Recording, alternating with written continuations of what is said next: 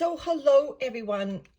It is July the 8th and I thought I would check back in on Eat My Shorts.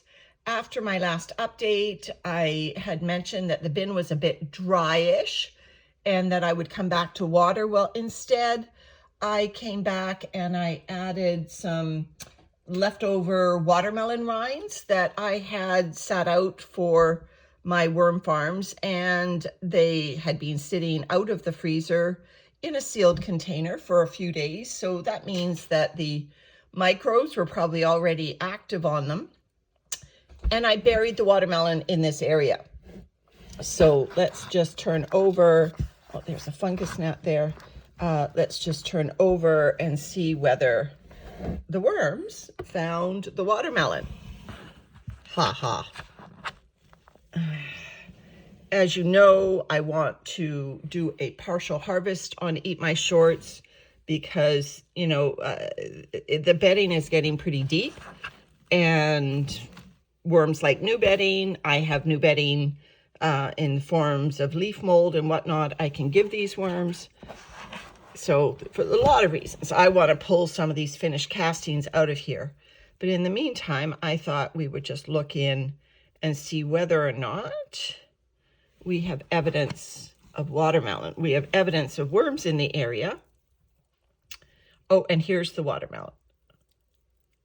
And there's the watermelon. Now, it was just the rind with a little tiny bit of red left on it. So obviously the worms found these watermelon rinds, no problem at all. And got into them. And these castings are moisture. There's another rind here, I think. Here's another little clump of the little ones. And so these watermelon rinds put, I think, exactly the right amount of moisture that was needed without me watering the bin. Sometimes you can do that. Sometimes you can, well, most often you can just use food to regulate the moisture once a bin is up and running. I find in the beginning when you've got lots of bedding, especially if you're using shredded cardboard or shredded paper, that you do need to moisten with either rainwater or tap water. But after bins are up and running, usually the weekly food or how often you feed will be sufficient to deal with the moisture levels in the bin. And so, yeah, these castings I'm much happier with them.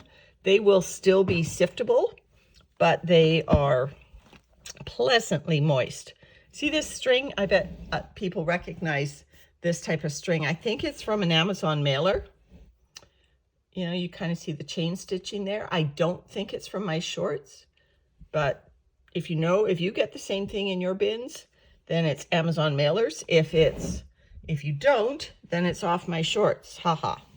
Anyway, so as you know, the main feeding for Eat My Shorts was in this end right here, where I put a lot of the waistband off the shorts, and I put the feeding right on top of it, hoping that the microbes that attack the food would similarly attack the cotton and begin making the cotton more accessible for the worms.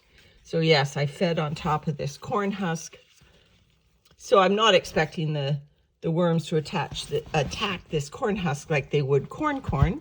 I'm using it as a carbon source, but you can see the worms that are plentiful in this feeding area as well. So they are getting a good tuck in. Eat My Shorts worms. I'm just distributing the moisture a little bit better in this bin. I'll put this corn husk again down in this side so we know where to find it. And the waistband and the larger chunk of material, I guess I just kind of whimsically thought, let the worms eat it down to the elastic, and we'll see what that looks like. It'll take obviously quite a few cycles.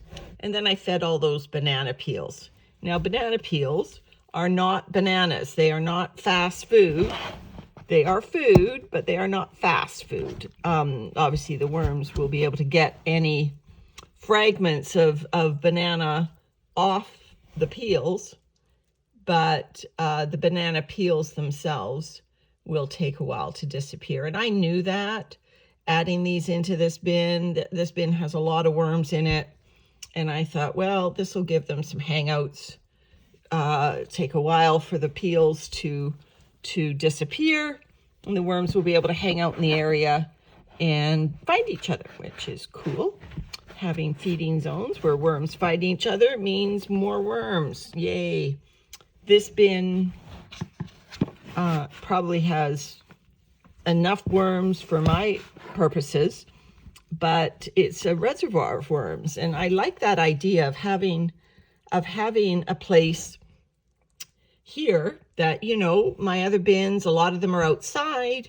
Something happens, you know, we get a freak heat wave again, the unexpected, or you never know, an animal attack. We have raccoons in the area. Something like that happens, and I lose my outdoor bins. I have a reservoir of a population of worms in this bin, quite a healthy reservoir, as you can see. And so I would be able to repopulate my systems. And I think that's a really good reason to have not only more than one system going, but also more than one type of system. You know, maybe you're going to be more successful with an indoor. Oh, I'll bury up this banana. Look at the worms on that banana peel. I don't want to leave that on the center, but yeah, look at the cluster of worms there. They were going at it. Not huge worms. So let me bury that down in that corner where the corn husk is. They'll be just fine. So yeah, have more than one type of bin. So, you know, this is an open tote. I also have these styrofoam coolers that I've shown you before that have lids on them, that when I age castings, I leave worms in there, and there's a lid on top. There's bubble wrap on top and then a lid. I also have outdoor systems. I have several types of outdoor systems. I have outdoor tower systems. I have outdoor in-garden bucket systems, and I have Gilligan, my outdoor paddling pool conversion.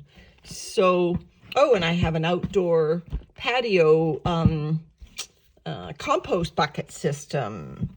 Yeah, and I've got Cinderella, which is another open tote system. So have several different types of systems, and that way, you know, if you get something wrong, if disaster should strike and you maybe put contaminated bedding, like that one time where I did the vacuum cleaner dust and it didn't quite work out well, for about 10 to 15% of the worms died.